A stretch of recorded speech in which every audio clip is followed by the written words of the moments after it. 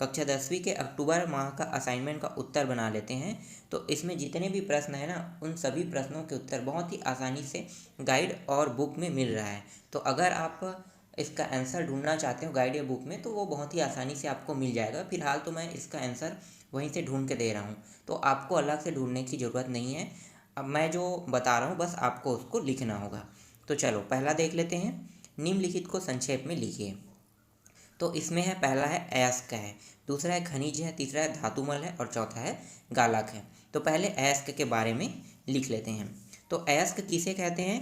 तो अयस्क ऐसे खनिज जिनमें धातु की मात्रा अधिक और अशुद्धियाँ कम होती है तथा जिनसे धातुओं का निष्कर्षण कम खर्च में और सुविधाजनक तरीके से किया जाता है, अयस्क कहलाता है। दूसरा देखते हैं खनिज। खनिज किसे कहते हैं? तो भूपर्वटी में प्राकृतिक रूप से पाए जाने वाले ठोस अकार्बनिक पदार्थ जिनका रासायनिक संगठन निश्चित होता है और इनके भौतिक गुणों का अनुमान लगाया जा सकता है, खनिज कहलाते हैं। इसके बाद धातुमल को देख लेते हैं। तो धातुमल सिलिका से क्रिया कर कैल्शियम सिलिकेट बनाती है, जिसे धातुमल कहते हैं, जो पिघली धातुओं की ऊपरी सतह पर तैरता है, जिसे आसानी से धातु से पृथक किया जा सकता है। यहाँ पे एक रासायनिक सूत्र भी बताया है। तो CaO प्लस SiO2 क्रिया करके बनता है, CaSiO2 बनता है। ठीक, इसके बाद देख लेते हैं, चौथा है गालक है। अभिक्रिया में बनने वाली अनबुझा चूना अयस्क की अशुद्धियों दूर करने के लिए प्रयुक्त होता है, इसे गालक कहते हैं। इसके बाद दूसरा प्रश्न देखते हैं। दूसरा प्रश्न में हमें बताना है, हेमेटाइट से लोहे के निष्कर्षण को निम्नलिखित पदों के आधार पर समझाइए। तो इसमें इसका भी आंसर बहुत ही आसानी से गाइड पे मिल रहा है। तो चलो गाइड से लिख लेते हैं। तो यहाँ पे अयस्क का सांद्रण पहले बताना है, उसके बाद ऑक्साइड का धातु में अपचयन बताना है, फिर तीसरा है वात्याभट्टी का नामांकित चित्र बनाना है। तो देखो चलो इसका आंसर पहले लिखते हैं। तो यहाँ पे देखो, छत्तीसगढ़ में पाई जाने वाली लोहे का प्रमुख अयस्क हेमेटाइट है, जिसका निष्कर्ष निम्न पदों के आधार पर किया जाता है। पहला है अयस्क का सांद्रण। तो अयस्क के सांद्रण कैसे होता है? तो यहाँ पे इसको भी पढ़ लेते हैं। अयस्क को खदानों से प्राप्त करने के पश्चात उसे कूटकर महीन चूर्ण में बदला जाता है।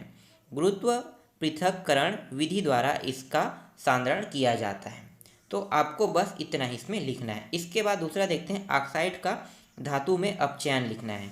तो ऑक्साइड का धातु में अपचयन कैसे होता है? तो यहाँ पे देखो, 400 सेल्सियस से 900 सेल्सियस ताप के बीच कोक ऑक्सीजन से अभिक्रिया कर कार्बन मोनोऑक्साइड गैस बनाती है। यहाँ पे रासायनिक सूत्र है 2C+O2 क्रिया करके 2CO बनता है। उसके बाद यहाँ पे फिर लिखना है आपको, कार्बन मोनोऑक्साइड लोहे के ऑक्साइड को आयरन में अपचयित कर देता है। तो यहाँ फिर से आपको ये वाला रासायनिक सूत्र आपको लिखना है। इसके बाद वात्याभट्टी का नामांकित चित्र का है, तो ये वाला चित्र आपको बनाना है। ठीक, समझ में आ गया? चलो आगे देखते हैं तीसरा प्रश्न को।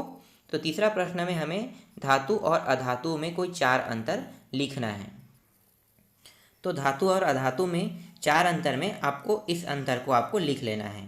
ठीक है, ये जो है गाइड से मैंने लिया है, तो ये गाइड वाला आंसर है। तो यहाँ पे जो धातु और अधातु है, इसमें स्पष्ट तो नहीं कहा है कि धातु और अधातु को भौतिक आधार पर समझाइए, रासायनिक आधार पर समझाइए। तो ये भौतिक और रासायनिक के हिसाब से आप याद कर लेना। ठीक है, तो यही वाला क्या है, आपको ये अक्सर बोर्ड एग्जाम में आता है प्रश्न, इसलिए मैं यहाँ पे आपको याद करने के लिए कह रहा हूँ। तो धातु और अधातु से अंतर आएगा आपके बोर्ड एग्जाम में, इसलिए आपको याद करना है। तो ये दोनों को आपको याद कर लेना। ठीक है, धातु अधातु यहाँ पे भौतिक गुणों में असमानता और रासायनिक गुणों में असमानता, 4 तो लिखना है, लेकिन यहाँ पे बहुत सारे हैं, तो आप सभी को याद कर लेना। इसलिए यहाँ पे मैं बहुत सारे आप लोगों के लिए यहाँ पे लगा रहा हूँ। ठीक है, चलो आगे देखते हैं नेक्स्ट प्रश्न। चौथा है, जब 2 समतल दर्पण एक दूसरे से समकोण पर स्थित हो तो उनके सम्मुख रखी किसी वस्तु के बनने वाली प्रतिबिंब की संख्या चित्र सहित बनाइए। तो हमें चित्र सहित बनाना है। तो इसका आंसर हमें बुक में बहुत आसानी से मिल गया। तो आपको पूरा का पूरा ये वाला चित्र बनाना है। इसमें चित्र बस के जिक्र किया, लेकिन यहाँ पे हम समझा भी रहे हैं थोड़ा सा, तो चित्र के साथ यहाँ पे साइड में जो लिखा हुआ है ना, इसको भी आप लिख लेना, ठीक है। दोनों बहुत इम्पॉर्टेंट है, तो बस आपको यही बस लिखना है। चलो आगे देखते हैं। इसके बाद है स्नेल का नियम दिया हुआ है।